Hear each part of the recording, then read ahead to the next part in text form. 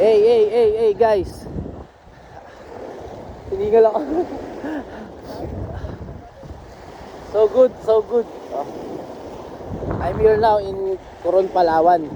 Actually last week pa. Ngayon lang kami nakaligo dahil medyo malakas yung alon mga nakaraan. Until now naman ayun yung boat namin saan ba? Ayun yung orange. Balak namin pumunta sana sa kabilang island gamit yung boat, pero di kami pinayagan ng lifeguard dahil masyado lumalakas yung alon. Hiningal ako guys, pero nakakatuwa lang sa kabilang banda.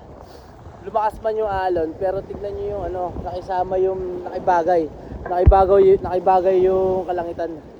Ayun Actually may rainbow siya kanina dyan, nawala lang.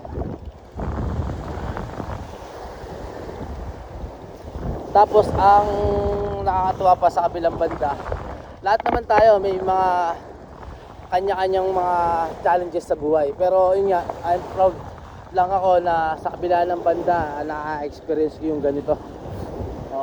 Hindi naman to lagi Actually ngayon lang ulit talaga. Paano ko ba i-explain? Pero super blessed ako. Nagpapasalamat din ako sa kung ano ang meron ako ngayon. Kontento ako. Tsaka yun nga,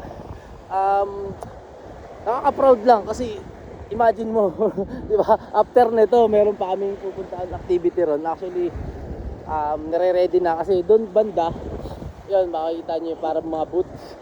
Doon banda mamaya yung magiging disco, night disco na may mga, anong tawag doon? Bubbles ba yun? Yung mga umulan.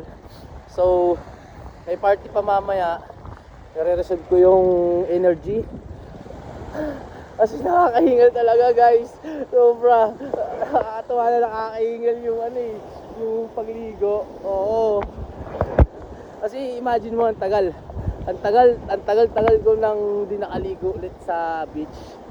Dahil nga sa Manila alam naman natin sa mga nakakilala sa akin sa Manila sobrang strict.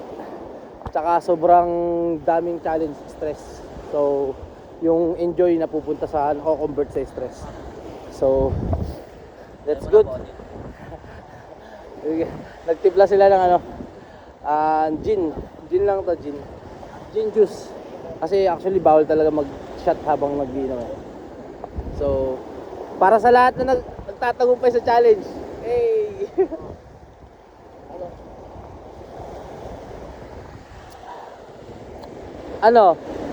Ligo?